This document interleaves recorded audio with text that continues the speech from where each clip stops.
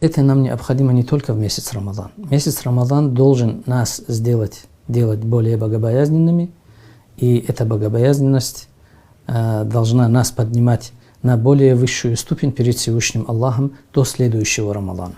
В первую очередь нужно осознавать суть месяца Рамадан. Представьте себе такую картину.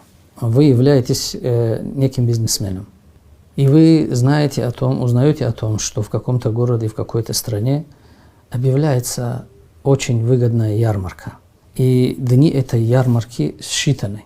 И в течение, например, 10 дней или же 15 дней.